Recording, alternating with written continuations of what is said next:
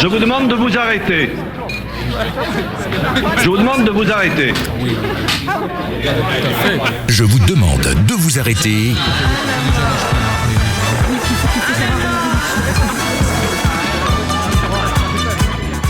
Je vous souhaite des rêves à l'infini et l'envie furieuse d'en réaliser quelques-uns. Je vous souhaite d'aimer ce qu'il faut aimer et d'oublier ce qu'il faut oublier. Je vous souhaite des passions. Je vous souhaite des silences. Je vous souhaite des chants d'oiseaux au réveil et des rires d'enfants. Je vous souhaite de résister à l'enlisement, à l'indifférence, aux vertus négatives de notre époque. Je vous souhaite surtout d'être vous. Jacques Brel. Bonsoir, je vous demande de vous arrêter de retour en ce lundi 20 janvier 2020. 2020, on se trompe pas. Oui. Il est plus ou moins 18h, les amis. Nous sommes de retour pour une nouvelle édition de Je vous demande de vous arrêter, la première véritablement de l'année, puisque il y a 15 jours, on avait dû faire une rediffusion, puisqu'on n'était pas du tout disponibles les uns les autres. Et c'était l'émission de Stephen King qui était passée, si vous vous souvenez bien. Voilà, juste vous dire, la voix qu'on a entendue, vous savez de qui elle est ? Ah bah oui. La grosse voix. Ah bah oui, The Voice, on c'est sait. qui ? C'est Richard Darbois. Eh oui. Ouais. C'est la The voix de Voice. Harrison Ford. C'est The Voice. Exactement. Et donc là, il était en fait dans une interview sur la chaîne YouTube de Nathalie Carsanti qui s'appelle Il était une voix. Et donc, il a fait une impro libre et c'était Je vous souhaite. Il reprenait Jacques Brel en définitive. Ouais. Et on se trouvait que c'était plutôt une bonne manière de démarrer l'année 2020. À savoir que Jacques Brel en a sorti des très bonnes, quand même, des phrases. Ouais, Ah tout oui. à fait. Alors bon, qu'est-ce qu'on peut souhaiter autour de la table, les amis, les uns les autres, nos auditeurs ? Alain ? Eh bien, moi, il y a deux choses que je voudrais souhaiter. D'abord, c'est la santé pour tout le monde, parce que sans la santé, on peut rien faire. Donc, je souhaite à tout le monde une très très bonne santé, Et puis, un deuxième vœu. Alors là, je vais citer quelqu'un dont on va parler tout à l'heure, qui s'appelle Clément Viktorovitch. Et il a dit récemment une phrase dans une de ses analyses qu'on peut retrouver sur Canal. Il a dit pour 2020, on ne peut que souhaiter que le gouvernement cesse de disqualifier ceux qui ne pensent pas comme lui et accepte que l'on soit tout à la fois rationnel, responsable et rétif à sa réforme. Voilà. Eh bien, je trouve que c'est une parole d'or. Très Je bien. vais chialer. Michael. Moi, je voudrais que cette année, quelqu'un s'occupe de moi.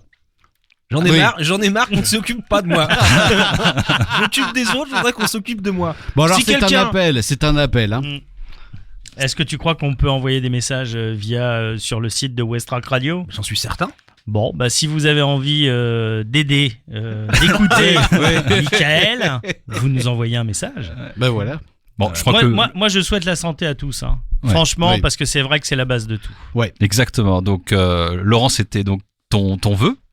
Mon vieux. Parce que moi, je suis plutôt vieux. Oui, t'es plutôt jeune. Vieux. Avec ta casquette magnifique. Ah ouais.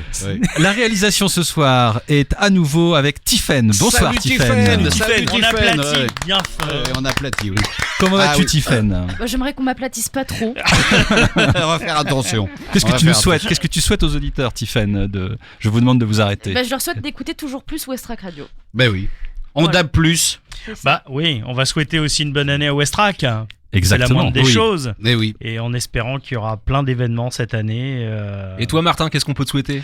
Moi, qu'on me souhaite de réussir ce que j'essaie d'entreprendre. Ah oui, Ah bah, on te le souhaite. Oui, on te le souhaite. Ouais, Voilà, oui. ça sera déjà pas mal. Et Oui. puis, j'espère un gros succès avec une pièce de théâtre dans laquelle je vais jouer au mois d'avril. Mais ça, j'aurai l'occasion de vous en reparler. Ouais, parce que On Cyril, fait c'est sa un petite homme promo. multimédia. Bah oui, on fait sa promo. Oui, bon, on y reviendra. Pour l'instant, chers amis, je vous propose De vous arrêter. Non, on va continuer. Et avant d'aborder un sujet, on va écouter juste un son d'introduction.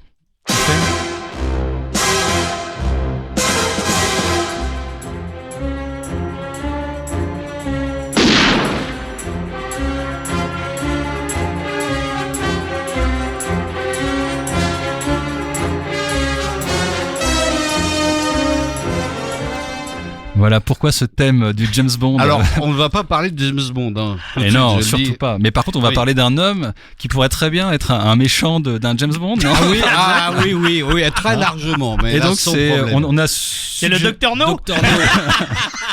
On a suggéré que le titre de ce sujet pourrait être Carlos Ghosn ou l'éloge du romanesque. Ouais. C'est bien ça dont on va parler, de Carlos Ghosn. Je te cède la parole, Laurent. Ouais, parce qu'on va peut-être remettre les choses en place, même si on en parle beaucoup en ce moment. Ouais. Carlos Ghosn, je crois que c'est comme ça qu'il faut l'appeler. Ouais. Qui Ghosn. est-il ? Voilà. Donc aujourd'hui, il a 65 ans, il est né au Brésil. C'est quand même un monsieur qui a 3 nationalités, la française, la libanaise et la brésilienne. Il sort de Polytechnique. Il est PDG du groupe Renault depuis 2005 et jusqu'à 2019. Pour les raisons que vous savez, il a été obligé de démissionner. C'est quand même un monsieur qui est, entre autres, est chevalier commandeur de l'ordre de l'Empire britannique. Donc il a été quand même plusieurs fois récompensé ou honoré. C'est celui qui est reconnu dans les années 90 être le tueur des coûts. C'est comme ça qu'on l'a appelé. Le cost Donc, il killer, a réduit les coûts. En 2000, il a réduit en même temps les effectifs. Oui. Ce qui a permis, et il a permis quand même de redresser Nissan malgré tout, parce qu'ils étaient un petit peu au bord du gouffre. Et il a été cité à l'époque comme étant l'homme d'affaires le plus puissant du monde. En 2017, la première place donc pour l'alliance Renault-Nissan-Mitsubishi. Donc il a un beau CV malgré tout. Cependant, le 19 novembre 2018, il va se faire arrêter à la sortie de son jet privé au Japon pour une histoire d'abus de biens sociaux. Alors après, dans les chiffres, ça va être un peu difficile parce que les chiffres sont astronomiques. Oui. Il a quand même plusieurs procédures ouvertes dans 13 pays. On peut citer la France, le Japon, les États-Unis, l'Arabie Saoudite, entre autres. Et il va être accusé d'avoir utilisé de l'argent pour rénover des villas, notamment aux Pays-Bas, au Brésil, en France, au Liban. Et il va être donc, on va dire, un peu jeté en pâture par le président exécutif de Nissan qui s'appelle Saikawa. Tu sais, celui qu'on prend le matin au Oui, bien réveil. sûr, oui. Elle est bonne, C'est lui qui va par rapport aux tensions qu'il y a entre Renault et Nissan, qui va mettre un peu l'huile sur le feu. La seule chose, c'est que l'Élysée va refuser l'idée du complot et va refuser de s'exprimer à ce sujet. Alors, il n'aurait pas déclaré 30 millions d'euros de salaire, plus pendant 3 ans un autre salaire de 25 millions d'euros. Il aurait signé une retraite chapeau de 70 millions d'euros et il a donc démissionné le 30 janvier 2019. Il a été libéré sous caution, mais surveillé pour 13 millions d'euros. Et il faut quand même savoir une chose que je ne savais pas, c'est qu'aux États-Unis, il a versé 1 million d'un côté et 15 millions de dollars de l'autre, en fait pour abandonner les poursuites qu'il y avait contre lui, parce qu'il aurait effectivement dissimulé 140 millions de dollars dans le cadre de sa rémunération Une paille. en tant que Nissan. Alors il plaide non coupable pour tout. Ouais. Et il dit ne pas avoir fui la justice, mais il a fui l'injustice et la persécution politique. Alors, petite chose croustillante, parce que tu parlais des présidents français tout à l'heure, qui ne sont pas intervenus en particulier pour nommer un complot. Ce qu'il faut savoir, c'est qu'il a eu des relations très très compliquées avec les présidents de la République successifs, mais il a été protégé justement par cette crainte liée au fait que si l'icône Ghosn partait, Nissan, qui contribuait au bon résultat de Renault, reprendrait son indépendance et que cela aurait des conséquences sociales terribles en France. À chaque crise, Ghosn a joué de cet argument pour sauver sa peau et ça a marché. Hein. Donc, il était extrêmement puissant. Quand on dit que c'était l'homme le plus d'affaires le plus puissant du monde. Ne va pas à quand même. Versailles qui veut. Hein. Oui. Ah bah oui. Ah bah c'est sûr. Elle est quand même stupéfiante, cette évasion, je trouve. Ah oui, Ouais, c'est ouais. pour ça qu'on... Et la prise de Bah, parole après. Ouais. Et c'est pour ça, c'est une vraie histoire de James Bond, ce truc-là, parce que c'est James Bondien. Alors, il n'a pas voulu dire effectivement comment ça s'est passé, mais ça tient du James Bond, oui. Alors, c'est effectivement tout le réseau qu'il a, l'argent, et il a pu effectivement faire quelque chose d'incroyable, parce que tout le monde, on est tous un peu, je sais pas quel est votre sentiment sur cette histoire, mais on est tous un peu surpris de cela. Moi, je suis surpris de ce qu'il a fait. Mais moi, c'est quelqu'un quand même qui, je sais pas, vous l'avez vu à la télé, il est passé Oui. pas hier, la semaine dernière, Non, la pardon, semaine- oui, la semaine dernière. sur France 5 de mémoire, et il est vraiment droit dans ses bottes. Ouais. Et moi, je l'ai pas tellement senti physiquement. Je l'ai pas. Il a pas l'air d'être amoindri. quand tu vois par exemple les photos de Weinstein ou de Balkany, Oui. ils ont pris un petit coup physiquement. Hein. Si tu reprends au démarrage de l'affaire jusqu'à aujourd'hui, lui, franchement, eh ben, il a la classe. Il est avec sa femme. Ça lionne. Ça lionne. La lionne, ah oui, c'est énorme. Ça c'est bon, ça la C'est lionne. énorme. Parce qu'on pourrait en parler. Hein. Je rappelle quand même que la lionne, c'est celle qui fait tout. Hein. Le lion, il faut rien. Hein. Oui, c'est elle qui chasse. dans l'histoire, oui. Je sais pas comment il faut prendre les choses, mais moi je trouve quand même que le mec, il est droit dans ses bottes, quoi. Moi, ce qui m'a frappé dans son discours, c'est l'absence totale de culpabilité. Oui. Ouais. Et moi, je me suis posé la question de savoir quel type de personnalité il avait. Le fait de nier la loi d'un pays, de partir, d'estimer que le pays ne peut pas le juger, puisque c'est ni plus ni moins que ça, ça indique un ego incroyable. Et je trouve que ça indique également une perte de limite. Je vais vous lire un truc sur la définition de la sociopathie. Ce que c'est un sociopathe, on croit savoir ce que c'est. Un sociopathe est une personne souffrant d'un trouble de la personnalité, trouble souvent caractérisé par une tendance générale à l'indifférence vis-à-vis des normes sociales. On n'est ni plus ni moins dans justement ça, être indifférent à la norme, à l'autorité. Moi, je pense que Carlos Ghosn est sociopathe. Alors, peut-être oui, qu'il mais... a tout simplement un souci administratif. Tu sais, il a une phobie, quoi. Non, phobie que la justice, c'est très intéressant ce que dit Mike, parce que en fait, moi j'ai lu récemment une étude et tu vas me confirmer ça parce que tu as des chiffres. Oui, il a le 2, il a le 10, tu as le 20 aussi. J'ai le complémenté. Oui, voilà, c'est ça. Et la sociopathie est extrêmement répandue parmi les grands patrons, pardon. On estime à 2 sur 5. Oui, à 2 sur 5. 2 sur 5, ouais. Bah, des sociopathes, il y en a eu, hein. Il y a qu'à prendre France Télécom, il y a eu 17 suicides, hein. D'ailleurs, à Pôle emploi, il y en a eu aussi 17. Oui, il y a eu 17 suicides suite à la privatisation de la NPE qui a amené à Pôle emploi. Il y a eu 17 suicides aussi. Ça, on le dit pas, ça a été étouffé, hein, parce qu'on est dans Donc tu parles en 2001, on est bien d'accord. C'est à peu près ça. 2000, 2001. Non. L'histoire de France Télécom, ça s'est passé depuis la privatisation, et donc ça s'est passé sur des années. Je sais plus à quelle date remonte la privatisation de France Télécom, mais ça fait longtemps. Pôle emploi, c'est 10 ans. 10 ans, il y a eu 17 suicides.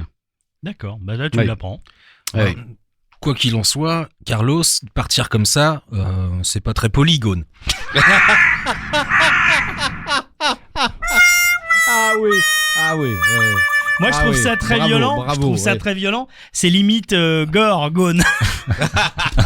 Là, tu vas y avoir droit aussi. Hein. Tiffany a le droit. Je veux pas dénoncer, mais bon. C'est extrêmement mauvais. Ah oui, là, on peut le dire quand même. Plus c'est mauvais, mieux c'est. Oui, bien sûr, complètement. Alors. Mais moi, je trouve, excuse-moi, Alain, je pense qu'il faudrait peut-être remettre un petit peu. On a tous notre pensée là-dessus. C'est vrai que le commun des mortels ne pourrait pas faire ce qu'il a fait. Financièrement, le réseau, financièrement, déjà. C'est pas possible. Je veux dire, tu te fais arrêter dans un pays, t'es sous le coup de la loi du pays, point barre. Mais je sais que Mike, on avait parlé des conditions, enfin un peu de la justice, la justice japonaise. Alors, je sais que intéressant. Jean-Yves Le Borgne, qui est l'avocat français de Ghosn, lui, il dit que de toute façon, dans ce pays, c'est un pays démocratique, mais au niveau de la justice, c'est une dictature. Et que alors il annonce un chiffre de 99,4% des personnes jugées au Japon elles sont condamnées parce que le système est tellement dur, tellement dictatorial qu'au bout d'un moment, grosso modo, tu t'es prêt à avouer n'importe quoi, même ce que tu même ce que tu n'as pas fait. Mais quand même, il faudra remettre les choses en place entre le système français, parce qu'on critique aujourd'hui, les avocats disent le Japon c'est comme ça, à la limite on détourne un peu les choses en disant c'est un problème aussi de justice, mais est-ce que nous en France on n'a pas une justice où on pourrait critiquer Je trouve qu'il faut qu'on balaye devant notre porte quand même, hein, parce que au Japon il y a pour 100 000 habitants 55 détenus, 55 personnes qui sont en prison. En France, sur 100 000 habitants, il y a le double. Oui, et dans quelles conditions? Et pas un nombre de prisons suffisamment important pour créer une différence. Donc, balayons devant notre porte. Il y a la peine de mort. Oui, alors ça effectivement, on parle toujours de la peine de mort aux États-Unis, mais il y a la peine de mort qui existe au Japon. Oui. Par pendaison. Et par pendaison, oui. Ouais. Oui. Et la caractéristique, et ce qui est absolument incroyable et innommable, c'est qu'au Japon, les détenus qui se font exécuter le savent le jour même. On ne leur donne pas la date Ah ouais. d'exécution. Hmm. Vous imaginez la violence du truc? Et la famille et les médias, tu le disais tout à l'heure. Après. Donc ils peuvent pas assister à l'exécution comme ça Exactement. peut se faire Le dans deuil se fait d'autres pas de la même pays. manière. Ouais. Alors, Et attends, et tu vas rire, mais la dernière exécution Ah oui. qu'il y a eu, Ah non, ouais, c'est ouais. pas marrant, hein, Ah ouais. mais la dernière exécution qu'il y a eu à Japon, c'est en décembre 2019, donc c'est pas très loin, et c'est un mec, un tueur qui s'appelait Oui Oui. Mais alors c'est même pas une blague, hein. Non, c'est Et vrai. Oui Oui. C'est vrai. Alors, mais il avait tué, il a tué une famille avec des enfants, et effectivement, il a été tué par pendaison. Alors, moi, personnellement, dans cette histoire-là, dans un premier temps, j'étais un peu effaré de la justice japonaise. C'est quand même particulier. Et puis, c'est quand même des conditions spéciales. Bon, tu l'as évoqué tout à l'heure.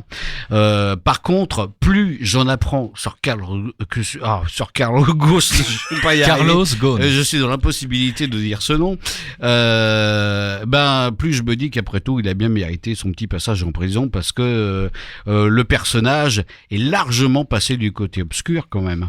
Hein. Ouais, mais le truc, c'est qu'aujourd'hui, les défenseurs de Ghosn ont vraiment changé le point de vue. C'est-à-dire, la preuve, hein, on vient de le faire tout de suite, on parle de la justice japonaise. Alors, nous, on le fait, pourquoi ? Parce qu'on n'est pas spécialiste en termes de droit international. Non. On ne connaît pas la preuve, on a appris des choses sur la... Moi, je savais même pas qu'il y avait encore l'exécution possible au Japon, et en plus par pendaison. Moi, je trouve qu'aujourd'hui, et je pense à Jean-Yves Le Borgne, à chaque fois, moi je l'ai écouté, il est fascinant aussi cet homme-là. En fait, il t'explique que limite c'est normal ce qu'il a fait parce que la justice japonaise elle est pas tip top. Et je trouve franchement qu'aujourd'hui on ne parle que de ça. Et Ghosn le premier, il fait pareil, donc il a quand même de bons communicants et là aussi de bons avocats. Oui, puis il a une manière spéciale de fonctionner. Bon, d'abord, son entourage, on a une trouille bleue. Hein, parce que il paraît que C'est un personnage. Non, mais- Oui, enfin, pas très drôle. Mais alors d'abord, le père Ghosn, il faisait toujours intervenir un subalterne dans ses fonctions hein, quand il était en fonction. Ensuite, il n'est jamais là. Il est en France quand Nissan a besoin de lui, au Japon quand Renault est plongé dans la crise, aux États-Unis, au Liban. Parfois, on ne sait même pas où il est. Résultat, tous ses ordres sont donnés à distance et laissent très peu de traces. C'est aussi pour ça que cela a dû être aussi dur, aussi incompréhensible pour lui de voir qu'on l'arrêtait au Japon. Hein. Il avait un mode de fonctionnement quand même particulier et c'est ce qui explique que Ghosn n'a jamais été inquiété avant dans le cadre de ses affaires. Voilà, il s'arrangeait pour pas se faire piquer, quoi. Ouais, mais à un moment, moi je vais défendre un peu les choses. Un Oui. patron de cette dimension-là, il est un peu à droite à gauche, non? Je pense que c'est normal. Il va là où c'est le plus intéressant. Voilà. Mais non. oui, mais mais enfin, lui, c'était. Tiens, je vais te donner un exemple. Rien à voir. Rien à Ouais. voir. Tu connais Gordon Ramsay? C'est Oui, un grand Gordon chef Ramsay, cuisinier ouais. qui a des restaurants dans le monde entier, Oui. des hôtels. Il est un jour à droite, un jour à gauche. Est-ce que c'est gênant? Oui, d'accord. Est-ce que ça c'est problématique? Mais ça, Je suis pas sûr. qu'on Qu'on sait pas où il est. Bon. Et là, alors on parle que de deux entités quand même, Nissan d'un côté et Renault Ouais, de l'autre. Bon, et apparemment, on pouvait difficilement le voir, quoi. Mais moi, je vous ai expliqué. Moi, je connais quelqu'un qui l'a rencontré, Ghosn. Oui, Et en fait, qu'il l'a rencontré à Sandouville. Ouais. Parce que nous, on n'est pas loin de, je le dis pour les auditeurs, on n'est pas loin de Renault Sandouville. Et une fois, il est venu. Et avant qu'il arrive, tout le monde disait surtout, vous ne posez pas la queue d'une question à Ghosn. Donc Ouais. déjà, il fallait se taire dès qu'il arrive. ouais, ouais. Et il était assez imposant. Hein. C'est quelqu'un, on rigole pas avec lui. Hein. C'est Et- tout de même curieux le Japon pour quelqu'un qui mène tout son monde à la baguette. Là, je les cherche. Je suis désolé. Il peut pas dire, je il peut pas m'excuse. dire maintenant, il n'y a pas de sushi. Non. Il le cherche. Ce soir. Hein. Ah oui, vraiment, oui. On se produit au doc. Ah oui. Dans une toute petite salle. Hein. Et c'est Ouais, le duo oui. Ekel et Jekyll. On peut les Ouais. applaudir, bravo. Ekel et Jekyll. Hein. Bientôt sur scène. Ouais, Martin, ouais. personnellement, toi, t'en penses quoi de cette évasion T'es un peu mitigé.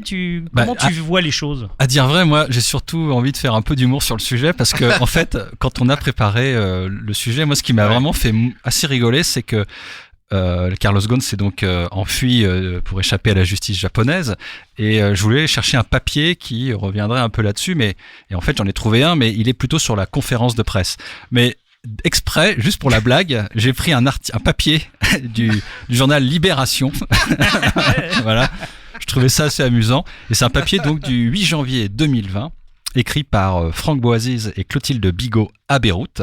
Et donc il précise que lors de sa première intervention publique depuis sa cavale, l'ex-PDG de Renault-Nissan a réglé ses comptes depuis Beyrouth avec le Japon, livrant ses vérités sur les accusations dont il fait l'objet dans un numéro très théâtral. Par rapport à ça, tout à l'heure Alain, tu as cité Clément Viktorovitch. Ouais. Alors on va juste pour illustrer un petit peu comment Carlos Ghosn, parce que moi c'est la rhétorique qui m'intéresse, comment Carlos Ghosn a fait état de sa rhétorique, notamment sur sa première partie. Donc on va écouter des sons issus de l'émission de Canal+, Click, qui est animée par Mouloud Achour. C'était mercredi 8 janvier dans la rubrique Les points sur les i, animée par le professeur de rhétorique Clément Viktorovitch. On écoute. Quel bel homme. Je me souviens de ce jour il y a précisément un an, lorsque je me suis présenté à vous et aux juges et aux procureurs japonais à Tokyo. J'ai plaidé en faveur de mon innocence. Je l'ai fait alors même que j'étais menotté. J'étais tenu par une laisse autour de ma taille. J'avais passé Noël et le Nouvel An seul en cellule d'isolement. Une petite cellule, dépourvue de fenêtres, la lumière allumée de jour comme de nuit. La question qui m'a été posée, c'est pourquoi est-ce que vous voulez voir votre femme? Peut-être que vous pourriez vous rencontrer en visioconférence. Le procureur a dit, mais de quoi souhaite-t-il parler? Mais j'ai eu le sentiment de ne plus être un être humain. J'étais un animal, peut-être un objet. Voilà, donc ça c'est ce que lui a dit, et puis Canal+, avec cette rubrique Les points sur les i, il a juste repris cette partie-là pour alimenter son analyse. Moi, ce que je trouve intéressant, c'est que effectivement, quand on est dans une telle situation, tu me demandais ce qui m'intéressait, c'est comment on fait pour retourner le truc, Voilà. pour c'est retourner ça. les mentalités des uns des autres, pour dire qu'en fait, c'est pas vraiment moi le problème. Le problème, c'est l'environnement dans lequel je me trouve. Et moi, je trouve ça extrêmement dangereux, des types qui sont capables de faire comprendre l'opposé du vrai propos de la réalité. Ouais. On peut tromper 1000 fois une personne, mais on ne peut pas tromper. Si. On peut tromper une fois non. On ne peut pas tromper une fois 1000 personnes, mais on peut tromper une fois 1000 personnes. Voilà, c'est exactement ça. et donc, c'est sidérant parce que quand tu y penses, tu peux avoir, si t'as pas un peu de recul sur les choses et que tu reçois ça, tu fais ah ouais d'accord, en fait ouais, c'est comme ça que ça se passe. Je dis pas que c'est le cas des individus parce que t'as un petit peu de jugeote et tu comprends qu'il essaie de retourner le truc, mais si tu prends le truc comme lui il le présente, tu fais waouh, en fait le mec il est pour rien quoi. Donc heureusement que T'as changé d'avis sur lui? Mais en fait, tu t'es posé la question? J'ai pas bien suivi l'affaire parce que, comme tu dis, on n'est pas journaliste, on n'est pas éditorialiste, donc c'est compliqué. On n'est pas juriste non plus. Ni juriste, donc c'est compliqué d'avoir un avis objectif et objectivé. Par contre, moi, ce qui m'intéresse, c'est comment il s'exprime, qu'est-ce qu'il dit, pourquoi il dit ça et qu'est-ce qu'on doit en comprendre. Parce que de plus en plus, l'art de savoir communiquer, de savoir dire les choses, c'est aussi l'art de savoir tromper. Et ça me fait penser à cette phrase dans le film d'Yvan Attal qui était sorti avec Daniel Auteuil. Le Brio. Et la comédienne dont le nom m'échappe. C'est une chanteuse, c'est une chanteuse, Camilla Jordana. Voilà. Et où Daniel Auteuil lui dit l'important, c'était pas la vérité. L'important, c'est d'avoir raison. On s'en fout de la manière. Et c'est toute la stratégie de manipulation que Arthur Schopenhauer a développée avec ses stratagèmes, qui est l'art d'avoir toujours raison. Et je trouve ça dangereux. Parce qu'il y a des tas de gens qui maîtrisent parfaitement ça, qui l'utilisent au quotidien, qui s'adressent dans des médias. J'ai les noms. Et qui manipulent les foules en utilisant les stratagèmes de Schopenhauer. Donc c'est extrêmement dangereux. Et c'est pour ça que je trouve ça très intéressant qu'il y ait quelqu'un comme Clément Viktorovitch, on l'aura beaucoup cité ce soir, qui lui analyse, non pas sur le fond de l'affaire, mais la manière dont il s'exprime. Alors c'est une chronique, enfin c'est une rubrique de l'émission de Mouloud Achour. Il Exactement. vient de manière régulière, hein, c'est ça. Il est hein. là pratiquement tous les soirs, je crois, en tout cas du lundi au jeudi. Et justement, par rapport à cet extrait qu'on vous a passé où il s'exprime, Carlos Ghosn, eh bien, on va écouter maintenant ce qu'en dit Clément Viktorovitch dans l'analyse qu'il fait sur la partie des émotions.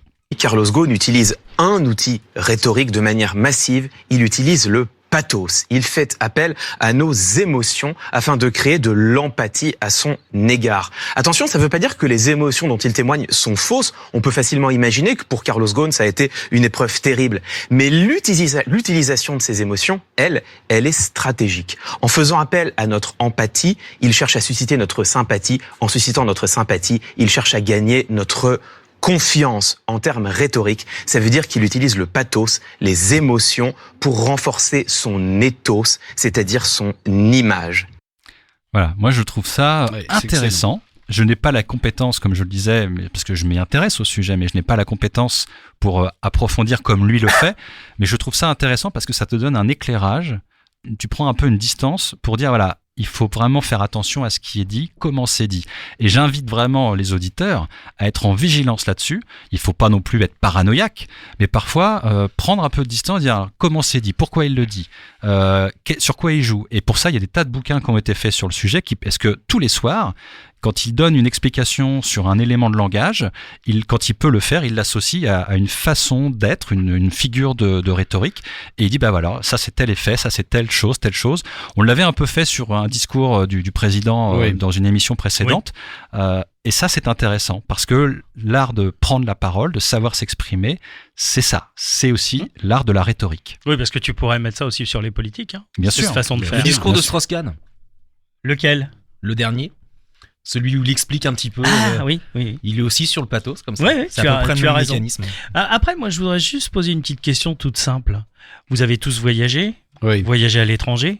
Oui. Moi, on m'a toujours dit, quand tu arrivais dans un autre pays, je dirais pas que tu subissais, mais il y a des lois. Donc, tu es sous le coup de ces lois-là. C'est aussi simplement que ce soit.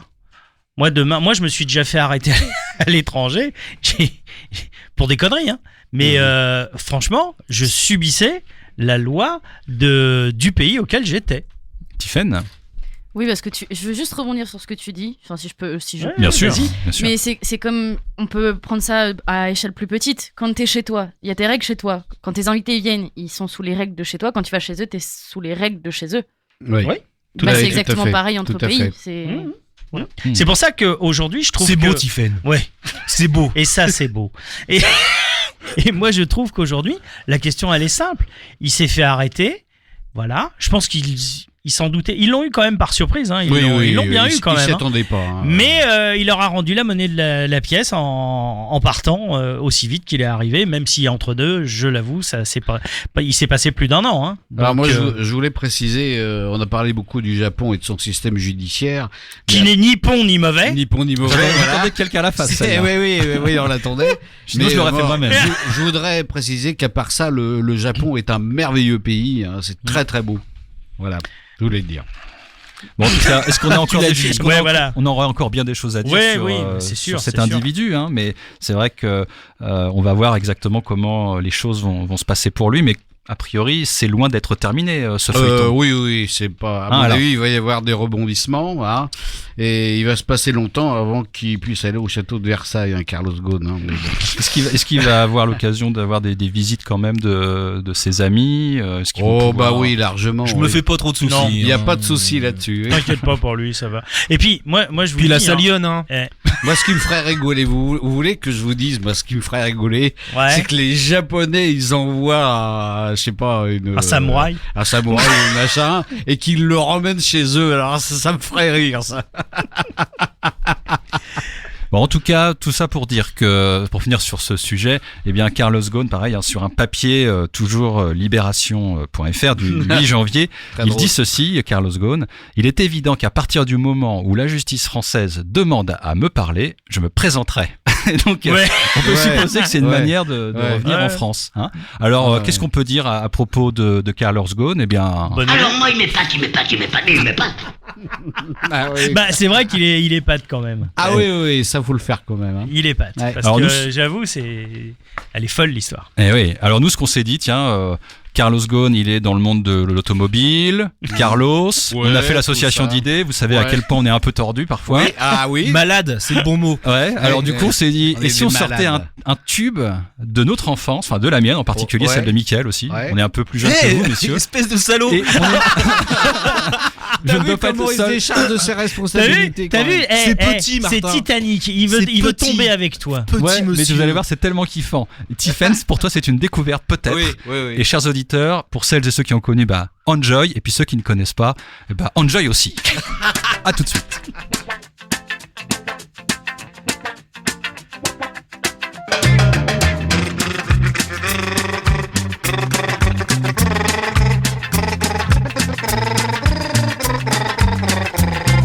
Papa, je veux conduire ton auto. Papa, je veux conduire ton auto. Papa, je veux conduire ton auto. Aime les autos.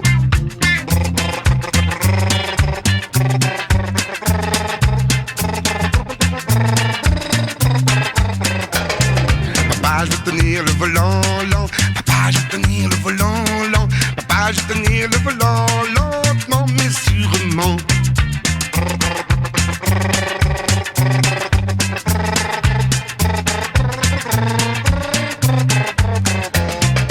Papa, j'ai passé les vitesses, papa, j'ai passé les vitesses, papa, j'ai passé les vitesses, sympa, tu me la laisses. Le moteur fera vroom, vroom, le moteur fera vroom, vroom, le moteur fera vroom, vroom, et la radio boum, boum.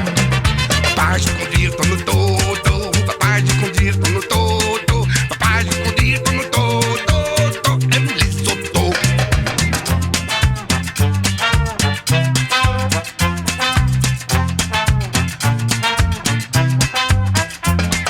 Papa, faut boucler ta ceinture, papa, faut boucler ta ceinture, papa, faut boucler ta ceinture, tu me le jures. Je veux faire du 200 à l'heure, je veux faire du 200 à l'heure, je veux faire du 200 à l'heure, montrer que j'ai pas peur. Papa, je veux jouer du klaxon, papa, je veux jouer du klaxon, papa, je veux jouer du klaxon, et les grandes personnes.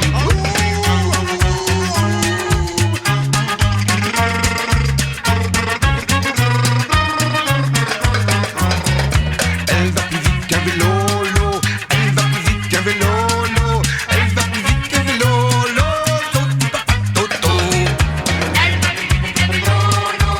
Elle va plus vite qu'un vélo, l'eau. Elle va plus vite qu'un vélo, l'eau. Et elle va plus vite qu'un vélo, l'eau. Elle va plus vite qu'un vélo, l'eau. Elle va plus vite qu'un vélo, l'eau. Toto. Elle va plus vite qu'un vélo, l'eau. Elle va plus vite qu'un vélo, l'eau. Elle va plus vite qu'un vélo, l'eau. Je ne dirais qu'une chose. La voiture fait vroom, la radio fait boom. Voilà, c'est Notre bon directeur, il va s'étrangler là. Je sais pas s'il est derrière son Là, truc dans la voiture ou quoi que ce soit. Il va s'étrangler. On vient de, excusez-moi l'expression, niquer toute la ligne musicale de Westrack. Et on s'y opère.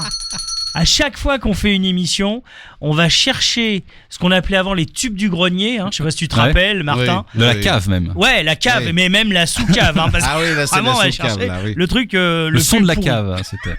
Mais Et- c'est assez marrant. Et- Carlos, qui parle de son auto, j'avoue, chapeau. Et ben ça s'appelle en fait, le titre c'est Carlos, donc il chantait l'auto du papa de Toto. Jingle. Je vous demande de vous arrêter.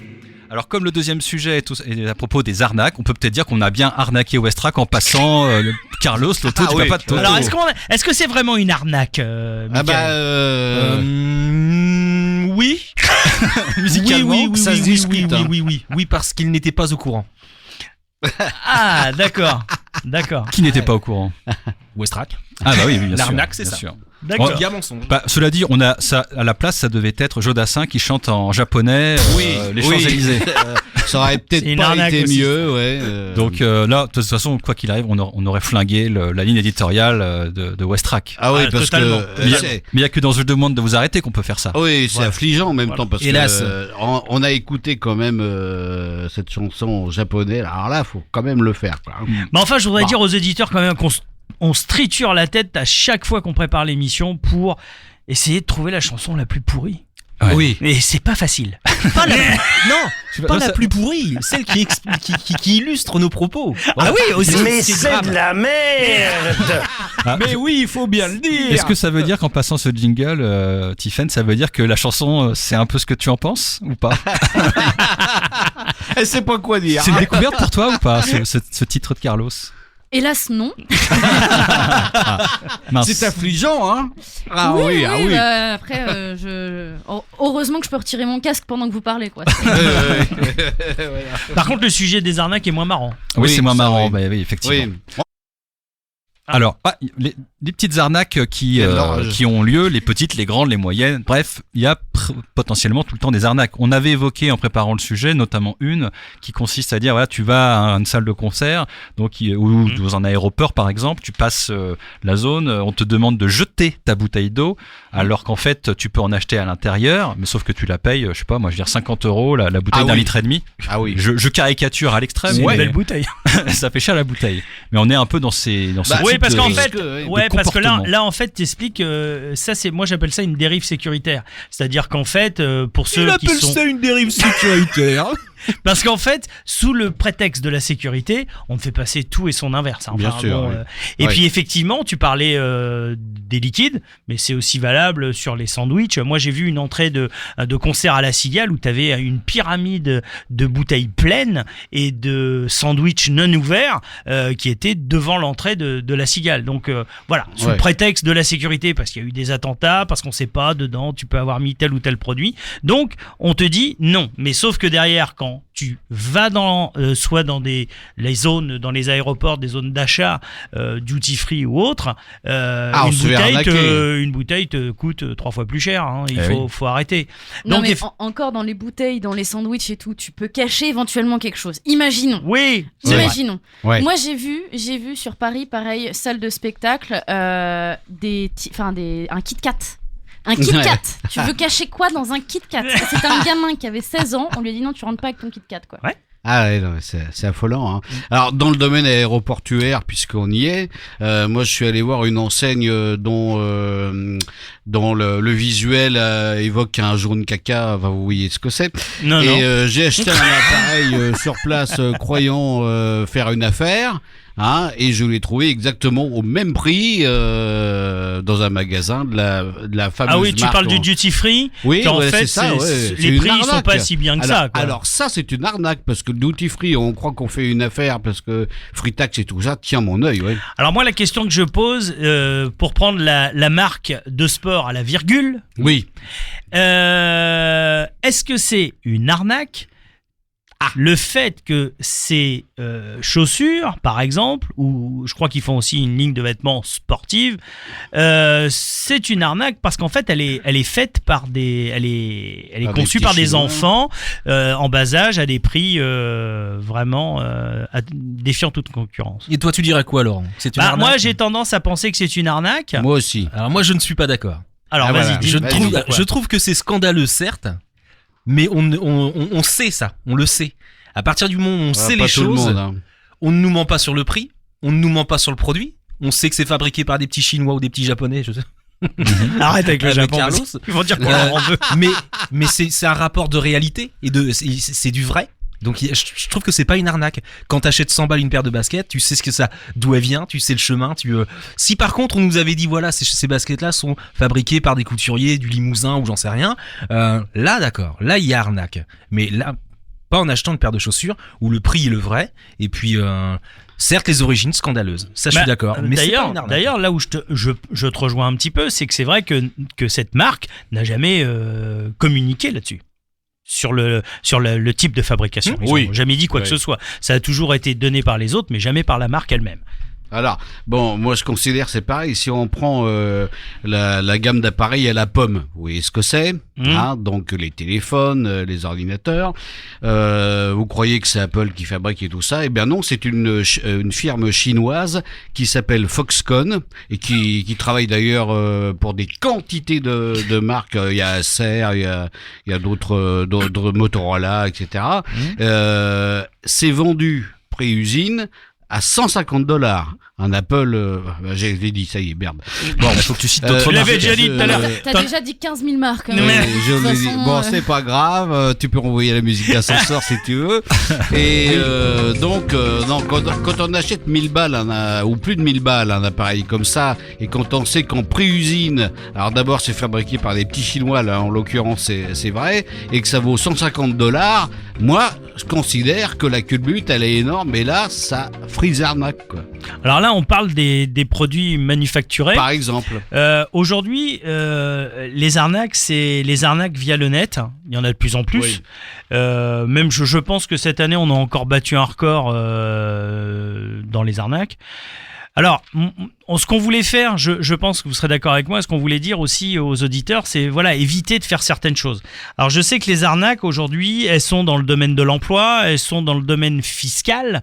Ouais. Aujourd'hui, de manière très simpliste, une personne qui reçoit un mail d'une autre tierce personne qui lui demande la copie de sa carte vitale, la copie de sa carte d'identité, voire RIB. de son RIB, ouais, tout Ou à de fait. l'aider parce qu'elle est dans les soucis financiers, ça aussi ça arrive. C'est à fuir, c'est vraiment à fuir. C'est ce que je voulais faire aussi passer comme message ce soir. Il faut pas y aller, il faut pas chercher à comprendre ou quoi que ce soit, parce que aujourd'hui, ce type de, ce qu'on appelle le phishing, comment tu dirais en français, Mike? L'hameçonnage. L'hameçonnage. ouais, L'hameçonnage. excuse-moi, pas de problème. Donc cette technique-là, comment ils font? C'est-à-dire ils se créent des faux numéros de SIRET, ce qui leur permet de pouvoir entrer dans des sites d'emploi et d'avoir accès aux données qui leur permettront effectivement d'envoyer des mails à ces personnes-là. Moi, je trouve ça totalement dégueulasse parce que les personnes qui sont sur les sites de recherche d'emploi, c'est que, comme son nom l'indique, ils recherchent un emploi, ils sont pas forcément dans une situation financière tip-top. Donc, il faut effectivement même... Et puis attention, hein, les annonces les plus alléchantes, faut pas rêver, quoi. Oui, faut pas 500 € la semaine, faut pas y aller, quoi. Ouais. Quand on vous dit on va vous envoyer un chèque et vous prenez tant et vous allez m'acheter ça, vous pouvez l'encaisser, faut pas y aller non plus. Donc voilà, tout ça vraiment à éviter. Maintenant, il y a de plus en plus au niveau fiscal. C'est-à-dire maintenant, ils t'envoient des mails en te disant vous pouvez récupérer une somme de temps et c'est la même histoire. Je voulais rebondir sur les offres d'emploi pour avoir vu aussi que ce soit sur des sites maintenant qui regroupent aussi les offres. Pour pas le citer, par exemple Indeed, on retrouve aussi les mêmes mails sur les arnaques à regarder en général. Quand c'est des offres d'emploi, c'est un mail d'entreprise. C'est quand même le nom, c'est potentiellement officiel. On voit le nom de l'entreprise, on se dit ok. Mais il y a beaucoup d'offres où c'est, je sais pas, Sonia du 56 ou des trucs comme ça. Enfin, genre, je veux dire des adresses qui font un peu plus personnelles, alors que c'est pour une grande firme ou un truc comme ça. Donc ça, déjà aussi, direct, c'est un indice sur le fait que c'est mort. Et c'est généralement la même adresse mail qui met plusieurs offres pour plein de boulots différents.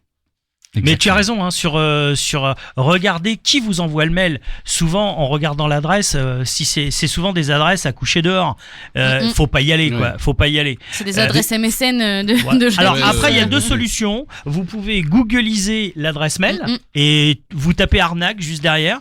Et très souvent, on va dire dans grande majorité des cas, vous retrouvez que c'est une arnaque parce qu'elle a déjà été dénoncée par d'autres personnes.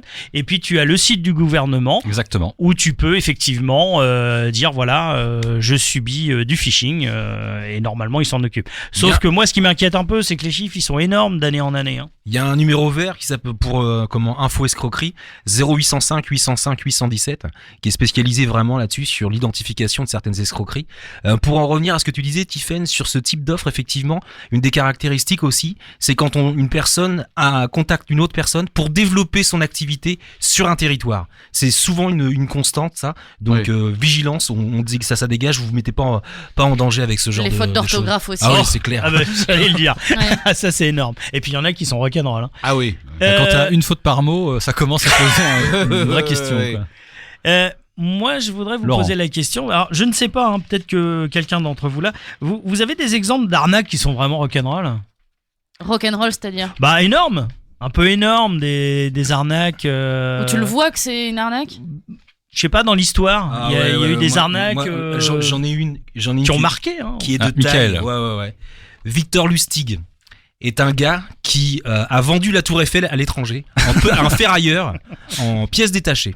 Il a réussi à avoir un contrat, il s'est fait gauler, il s'est fait arrêter. Gonnet. Et alors attendez, Carlos Ghosn. il se retrouve à Alcatraz avec Al Capone. Non. Al Capone a écho de cette histoire-là et décide d'embaucher ce mec à sa sortie pour être son conseiller financier. C'est pas énorme? Ah oui, c'est énorme ça. Après, t'as la fameuse histoire de Rocancourt aux États-Unis, où Oui. on a pas mal Et puis, dupé. une marquante, ça, que Scorsese en a fait un film, Le Loup de Wall Street. Oui. Jordan Belfort. Un arnaqueur, mais c'est hallucinant, quoi. Hallucinant. Encore une fois, l'art de savoir être persuasif, de faire absolument croire ce que l'on veut à des gens qui, parce que t'as une parole, t'es enthousiaste, et voilà. Ouais, attention. d'où l'expression, quelquefois, plus c'est gros, plus ça passe. Ah bah alors, dans cette famille-là, il y a un gars qui s'appelle Eric Young qui a écrit un bouquin qui s'appelle Escroquerie légendaire. Il retrace plein d'escroqueries qui ont eu lieu, qui ont été mises en place dans les différents continents. Et il y en a une qui raconte, qui est à mourir de rire, et justement, c'est vrai, plus c'est gros, plus ça passe. Ouais. Un mec qui s'appelle Romulus Brinkley, dans les années 1900. Il est aux États-Unis, le gars. C'est un faux médecin. Et il décide de proposer des greffes de testicules de bouc pour augmenter les capacités pour les hommes. Il se fait un pognon de dingue avec ça. Ouais. Il y a des morts, c'est une catastrophe. Et c'est une des plus grosses escroqueries qu'il y a eu aux États-Unis à la fin au début du XXe siècle. Et le régime comme j'aime. Je pense à toi. Sans alors, transition. parce que- Oui, sans transition. Alors là, c'est une belle arnaque aussi parce que, on le rappelle, l'histoire, c'est que vous allez penser manger pendant 4 semaines gratuit, mais pas du tout. Vous allez payer d'abord et vous êtes remboursé du premier mois que si vous prenez un abonnement pour un an. c'est une semaine, c'est pas un mois. Ouais, c'est un c'est mois, une c'est une semaine semaine, gratuite. ouais, Alors, c'est apparemment. pas une arnaque, parce qu'en réalité, pendant la pub, c'est écrit. Et je suis Mais tout on- à fait d'accord. Mais en on tout ne peut petit. pas. Mais ouais, en petit, avec une petite étoile, une Mais petite c'est écrit. astérix, pendant pas assez longtemps pour qu'on puisse le lire, mais c'est écrit. Ce n'est pas une arnaque. T'as intérêt à avoir un super écran. Hein. Ah bah 4K, ma gueule. Ah ouais, voilà. Et il y a un François Pérusse qui est très très drôle, 2 minutes du peuple, où à un moment donné, il essaie de faire signer un contrat. C'est con, on n'a pas le son, mais peut-être une fois prochaine. Le gars essaie de faire signer absolument un contrat. Il fait, mais attendez, mais si je signe, je vais me faire arnaquer. Non, vous allez vous faire arnaquer seulement si vous ne signez pas. Il faut que vous signiez. Et après, vous ferez arnaquer. Hein, ça, c'est important. Il dit, mais la petite étoile, mais ne lisez pas la petite étoile, on s'en moque de ce qu'il y a derrière. Allez, signez. C'est effectivement, faites attention, lisez. Alors, on sait bien qu'on accepte un peu sans lire les choses auxquelles on adhère.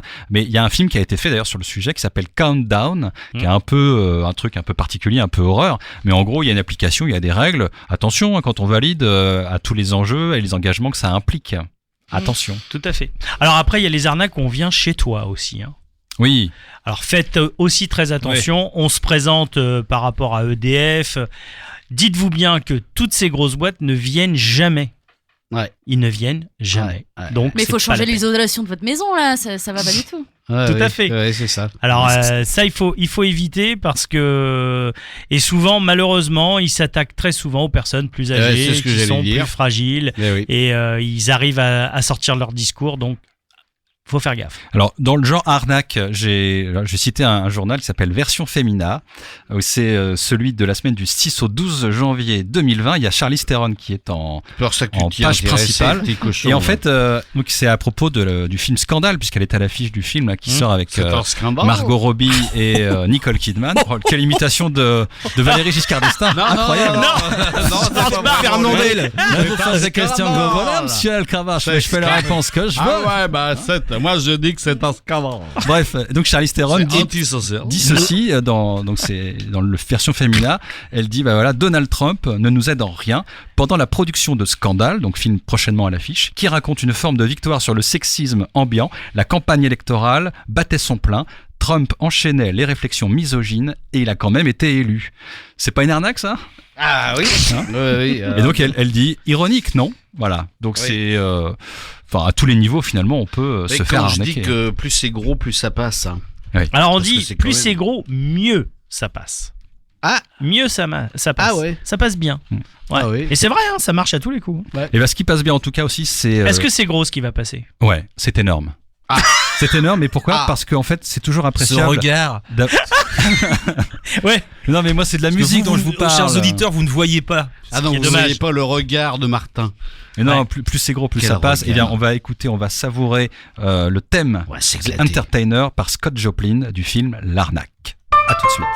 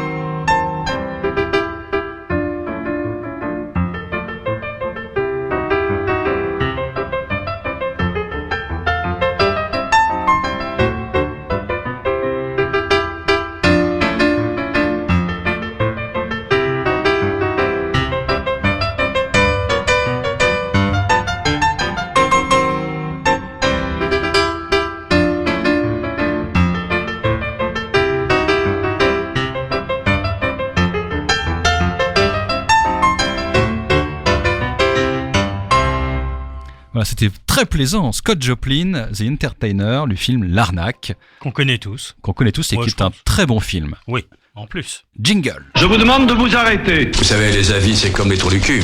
Tout le monde en a un. Je vous demande de vous arrêter. J'adore ce jingle. Je sais pas vous, mais j'adore. Surtout quand on arrive au moment des coups de cœur, coups de gueule pour terminer l'émission. Alors... Qui a un coup de cœur, qui a un coup de gueule, qui souhaite commencer? Michael, petit peut-être. Petit coup de cœur sur le festival, la 9e édition du Goût des Autres, qui s'est tenue ce week-end. Westra qui y était, le podcast est tout à fait accessible. Je me suis régalé, il y avait plusieurs lieux insolites, il y avait les bassins des docks, il y avait le volcan, manifestation littéraire géniale. Donc consultez le podcast, voilà, c'était super, juste ça. Alain, peut-être. Oui, Ouais. je ne vais pas revenir sur le traitement de à qui appartiennent les médias en France, parce qu'on en a déjà parlé, mais je voulais pousser un violent coup de gueule contre le traitement de l'information sur l'histoire du dossier des retraites, parce que ça a été n'importe quoi. Tout a été fait pour aller dans le sens du gouvernement. C'est pas le rôle d'un journaliste. Un journaliste, ça doit être indépendant et dénoncer ce qui va pas. Or, ils ont fait qu'annoncer des trucs contre les grévistes, etc., contre la gêne. Mais le fond du problème, il n'a pas été traité, hein, et ça risque de passer comme ça, parce que tout ça, c'est l'arbre qui cache la forêt, l'histoire de l'âge pivot et tout ça. On n'a pas dit la vérité aux Français sur les conséquences, et ils vont perdre du pognon, les Français, hein. Et ils se rendent pas compte parce que l'information, elle est tronquée. Et l'information en France, c'est une honte. À part Mediapart, à part quelques sites qui existent heureusement. À part Westrack Radio. Oui, par exemple, oui, tout à fait. Vous en avez parlé des retraites sur Westrack ? On relaie les informations des mouvements de grève sur le Havre. Eh ben c'est bien. D'accord. Eh ben c'est bien. Bravo, bravo. Et puis je tiens à signaler aussi la présence de Le Média sur YouTube aussi, qui est très intéressant. Laurent. Moi, j'ai un coup de gueule. C'est rare, d'habitude, j'en ai pas. Oui, c'est... Ouais. Moi, j'ai un petit coup de gueule. Vous avez tous entendu parler du reste à charge zéro pour l'optique ? Ouais. Alors, effectivement, hein, reste à charge à zéro. Mais il faut que vous ayez des lunettes qui viennent de Chine. Rebelote. Oui, rebelote. Parce que je voudrais quand même dire à tous ceux qui ont une mutuelle, quand maintenant, depuis le 1er janvier, quand maintenant vous allez faire vos lunettes, votre monture, elle sera plafonnée. Je parle de la monture, hein, je parle pas des verres. Elle sera plafonnée à 100 €. C'est-à-dire, grosso modo, à 100 € aujourd'hui, si tu veux même une marque de moyenne gamme, t'es déjà au-dessus. Alors, des marques un peu plus haut de gamme, là, je te dis pas, c'est même plus la peine. Non. Donc, le reste à charge, c'est pour toi. Donc, le reste à charge à zéro, pas pour celui qui veut... Alors, attention, hein, qui veut une marque un petit peu plus haut de gamme, entre guillemets.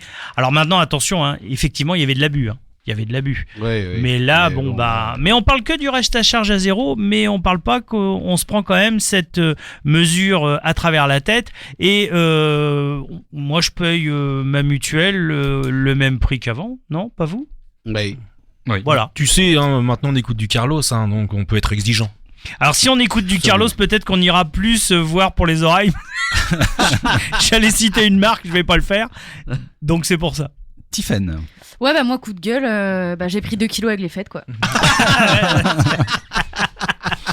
Bon. Ça ne se voit pas. Est-ce que tu fais un régime comme j'aime après? Non, mais... Ouais, puis il faut que je change mes lunettes, donc bon. Ouais. Moi, c'est fait. Ah ouais, tu cumules. Moi, deux coups de cœur. Le premier, c'est qu'on m'a offert une place pour le ciné-concert Le Seigneur des Anneaux, la communauté de l'anneau. C'était à Boulogne-Billancourt. C'était donc il y a quelques jours déjà. C'était, si je ne dis pas de bêtises, le samedi 11 janvier.